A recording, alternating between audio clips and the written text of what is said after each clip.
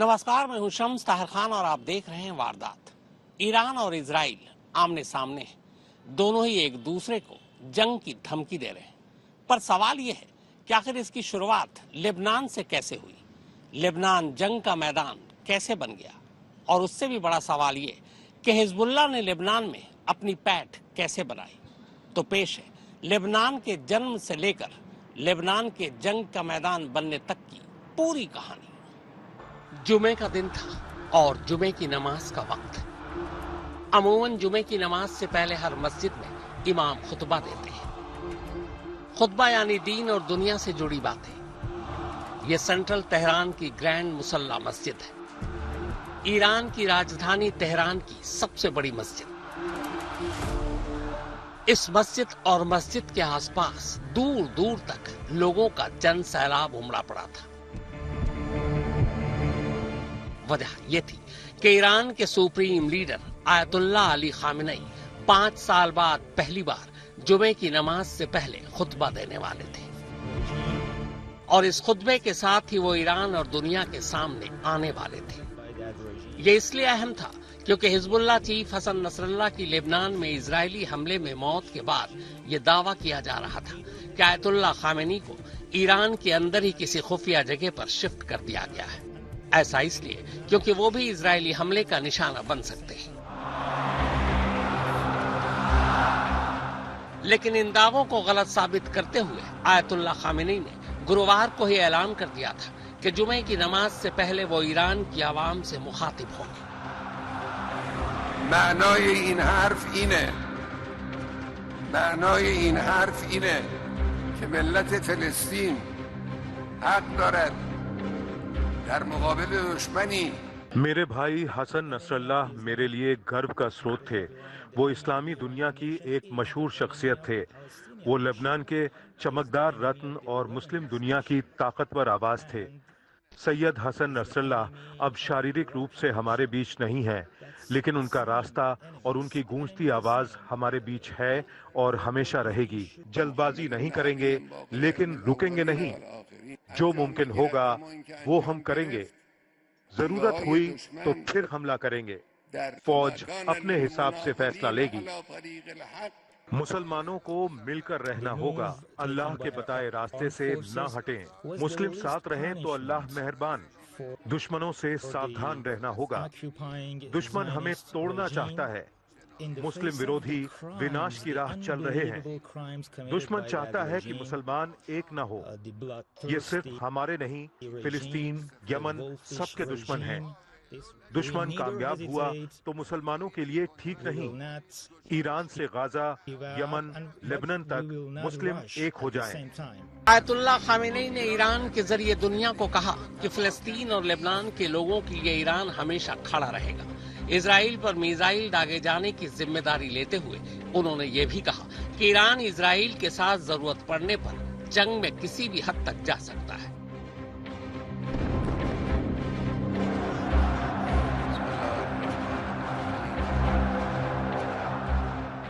उन्होंने खास तौर पर अरब के मुसलमानों से लेबनान और फिलिस्तीन की लड़ाई में आगे आकर साथ देने की अपील की।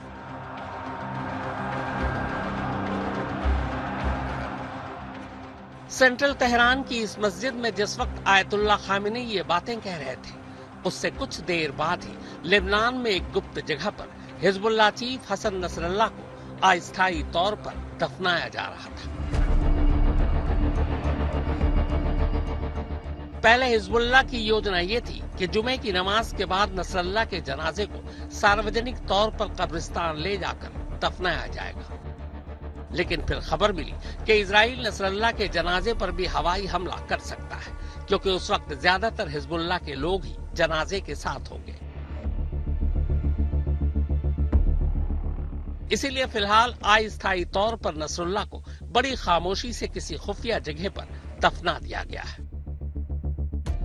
इस सोच के साथ कि हालात ठीक होंगे तो नसरुल्लाह को दोबारा से सार्वजनिक तौर पर दफनाया जाएगा। आयतुल्लाह खामेनी के इजराइल के खिलाफ मुसलमानों के लामबंद होने की अपील के बाद अब पूरी दुनिया की निगाहें खासकर अरब देशों पर है। ये देखने और जानने के लिए कि फिलिस्तीन और खास तौर पर लेबनान पर इजरायली हमले और नसरल्लाह की मौत के बाद अब अरब देश कैसे रिएक्ट करते हैं। क्या अरब देश इजराइल के खिलाफ संभावित लड़ाई में ईरान का साथ देंगे? असल में मौजूदा हालात ने दुनिया के देशों को दो हिस्सों में बांट दिया है। ये सभी को पता है कि अमेरिका, ब्रिटेन, जर्मनी और बाकी के पश्चिमी देश हर हाल में इजराइल के साथ खड़े होंगे। लेकिन क्या अरब देशों के साथ भी ऐसा ही होगा? क्या अरब देश ईरान के साथ इजराइल के खिलाफ खड़े होंगे? तो इसका हल्का सा इशारा जीसीसी यानी गल्फ कोऑपरेशन काउंसिल के स्टैंड से मिलता है। सऊदी अरब, कतर, बहरीन, ओमान, यूएई और खाड़ी के 6 देशों को मिलाकर बनाए गए जीसीसी ने लेबनान पर इजरायली एयर स्ट्राइक का विरोध करते हुए लेबनान की आजादी का समर्थन तो किया है, लेकिन जीसीसी किसी भी सूरत में इजराइल के खिलाफ सीधे जंग में शामिल होना नहीं चाहता। असल में मसला ये है कि फिलिस्तीन का समर्थन करना अरब देशों की मजबूरी है, क्योंकि ये यहाँ के लोगों के लिए एक बेहद जज्बाती मुद्दा है। फिलिस्तीनी पर जब भी कोई यहाँ चाहती है, अरब देश के लोग उनके साथ खड़े नजर आते हैं। ऐसे में हुक्मरान अपने ही लोगों की भावनाओं को नजरअंदाज नहीं कर सकते। इसीलिए अरब देश ये कतई नहीं चाहते कि ईरान पर इजराइल हमला करे और जंग छिड़ जाए। ऐसी सूरत में इस जंग की आंच से अरब देश भी नहीं बच पाएंगे। इसके अलावा अरब देशों को एक डर और भी है। उन्हें लगता है कि अगर इजराइल ने ईरान पर हमला बोल दिया तो फिर ऐसे में ईरान अपने न्यूक्लियर प्रोग्राम को लेकर और भी आक्रामक हो जाएगा। इजराइल से जंग की सूरत में ईरान दुनिया के सामने ये दलील दे सकता है कि उसे इजराइल से खतरा है। ऐसे में उसे न्यूक्लियर बम बनाने के लिए दुनिया को किसी और तरह की सफाई भी नहीं देनी पड़ेगी। जबकि अरब देश ये कतई नहीं चाहते कि ईरान कभी न्यूक्लियर पावर देश बने। इससे खाड़ी में पावर का संतुलन बिगड़ जाएगा। वैसे भी अरब देशों में ज्यादातर सुन्नी मुसलमान हैं, जबकि ईरान शिया बहुल देश है। इसीलिए भी सऊदी अरब से ईरान की कभी बनी ही नहीं।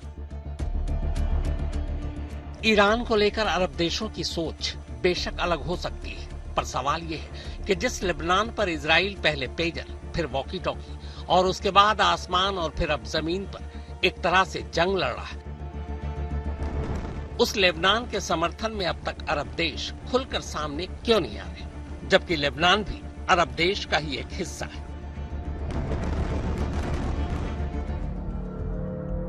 तो इसे समझने के लिए लेबनान के इतिहास को समझना जरूरी है। 2017 किलोमीटर लंबे और 56 किलोमीटर चौड़े लेबनान की कुल आबादी सिर्फ 55 लाख है। लेबनान कभी सीरिया का हिस्सा हुआ करता था और तब सीरिया पर फ्रांस का कब्जा था। 1920 में सीरिया के टुकड़े कर उसके पश्चिमी हिस्से को एक अलग देश बना दिया गया, जिसका नाम लेबनान पड़ा। चूंकि फ्रांस ने ये टुकड़े किए थे, इसीलिए तब लेबनान पर फ्रांस का कल्चर ही हावी था। वहाँ के लोग अरबी के अलावा अंग्रेजी और फ्रेंच बोला करते थे। लेबनान की सीमा कुछ ऐसी है कि उत्तर और पूर्व में ये सीरिया से घिरा हुआ है, जबकि इसके दक्षिण में इजराइल की सरहद लगती है और पश्चिम में भूमध्य सागर। जब लेबनान देश का जन्म हुआ था, तब वहाँ की कुल आबादी में 51% आबादी ईसाइयों की थी, 22% सुन्नी मुस्लिम और करीब 20% शिया मुसलमान थे। बाद में धीरे धीरे ईसाइयों की आबादी घटती गई। इस वक्त लेबनान की कुल आबादी में करीब 32% ईसाई है, 32% ही सुन्नी मुस्लिम और 31% शिया मुस्लिम। फ्रांस से लेबनान को 1943 में आजादी मिली थी। अब चूंकि ईसाई, सुन्नी और शिया की आबादी लगभग आसपास थी, इसीलिए तय हुआ कि लेबनान का राष्ट्रपति ईसाई होगा, प्रधानमंत्री सुन्नी मुसलमान और शिया मुस्लिम, संसद का स्पीकर। एक जमाने में लेबनान को मिडिल ईस्ट का स्विट्जरलैंड कहा जाता था। उसकी वजह थी अरब देश होने के बावजूद यहाँ का कल्चर और खुलापन। लेकिन 1975 आते आते लेबनान की सूरत बदल गई। इसकी कई वजह थी। असल में 1943 में जब लेबनान को आजादी मिली, तब यहाँ रहने वाले सभी 18 अलग अलग धर्म के लोगों को सरकार, सेना और सिविल सेवाओं में अलग अलग पद दिए गए थे। लेकिन धीरे धीरे जब वक्त बीता, तब शिया और सुन्नी समुदाय को लगा कि उनको सत्ता में कम हिस्सेदारी मिल रही है। लेबनान के शिया और सुन्नी मुसलमानों को यह भी लगा कि आर्थिक विकास का फायदा ईसाइयों को तो हो रहा है, लेकिन शिया और सुन्नी मुस्लिम पिछड़ रहे।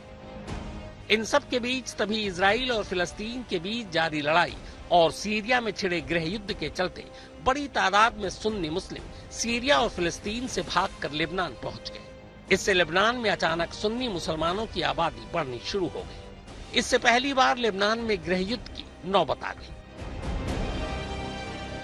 लेबनान ने भी फिलिस्तीन से आए मुसलमानों के प्रति नरम रुख अपनाया। नतीजा ये हुआ कि 60 के दशक के बाद फिलिस्तीनी लिबरेशन ऑर्गेनाइजेशन यानी PLO ने पहली बार लेबनान में अपना ठिकाना बना लिया। इस तरह एक शांत और आर्थिक तौर पर मजबूत देश लेबनान को देखते ही देखते इजराइल, सीरिया और PLO ने लड़ाई का मैदान बना दिया। उधर ईसाई समुदाय भी सीरिया और फिलिस्तीन से आए मुसलमानों को लेबनान में पनाह दिए जाने से नाराज थे। नतीजा ये हुआ कि पूरा देश ही गृह युद्ध में कूद पड़ा। चूंकि PLO और फिलिस्तीन से आए बाकी गुट अब लेबनान की सरजमीन का इस्तेमाल इजराइल के खिलाफ लड़ाई में कर रहे थे, तो इजराइल ने भी धीरे धीरे पलटवार शुरू किया। 1990 में सीरिया में गृह युद्ध खत्म हुआ। तब इसमें एक बड़ी भूमिका सऊदी अरब ने भी निभाई थी। इस गृह युद्ध के दौरान 1 लाख से ज्यादा लोग मारे गए थे, 2 लाख से ज्यादा घायल हुए थे, जबकि करीब 9 लाख लोग लेबनान छोड़कर दूसरे देशों में शरण ले चुके थे। गृह युद्ध की वजह से लेबनान की राजधानी बेरूत के भी 2 टुकड़े हो गए। गृह युद्ध खत्म होने के बाद जितने भी विरोधी गुट थे सभी ने हथियार डाल दिए सिवाय एक के, और वो था हिजबुल्लाह।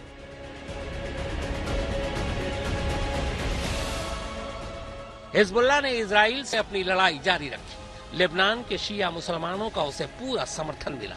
धीरे धीरे शिया देश होने के नाते ईरान ने भी हिजबुल्लाह की मदद करनी शुरू कर दी। अब हिजबुल्लाह लेबनान में सैनिक और राजनीतिक तौर पर ताकतवर होता जा रहा था। इतना ताकतवर कि लेबनान की चुनी जाने वाली सरकार भी कभी उस पर लगाम नहीं लगा पाई। यहाँ तक कि हिजबुल्लाह अब लेबनान के आम चुनाव में भी हिस्सा लेने लगा था। मनीषा झा के साथ सुप्रतीम बनर्जी, आज तक। लेबनान में आखिरी बार चुनाव 2 साल पहले हुआ था। वहां राष्ट्रपति का पद अब भी खाली है, जबकि प्रधानमंत्री कार्यवाहक है। इतना ही नहीं, लेबनान के कई हिस्सों पर बाकायदा हिजबुल्लाह की भी सरकार चलती है, और उनमें से एक हिस्सा लेबनान की राजधानी बेरूत का भी है। लेबनान में आखिरी बार मई 2022 में चुनाव हुआ था। लेबनान संसद में कुल 128 सीटें हैं, लेकिन किसी को भी बहुमत नहीं मिली। लेबनान के राष्ट्रपति का पद 2022 से खाली है। वहां के प्रधानमंत्री भी केयरटेकर है। लेबनान की राजधानी बेरूत के जो 2 टुकड़े हुए, उनमें से ही एक है मरून अल रस। बेरूत का ये वो इलाका है जहां पर लेबनान सरकार का नहीं बल्कि हिजबुल्लाह का कब्जा है, और बेरूत के अपने इसी कब्जे वाले इलाके में हिजबुल्लाह का हेडक्वार्टर भी है। हिजबुल्लाह चीफ हसन नसरल्लाह की जिस बंकर में मौत हुई थी, वो पूरा इलाका भी हिजबुल्लाह के कब्जे में आता है। लेबनान के जिस इलाके में इजरायली सेना इस वक्त जमीनी जंग लड़ रही है, वो इलाका भी हिजबुल्लाह के कब्जे वाला इलाका है।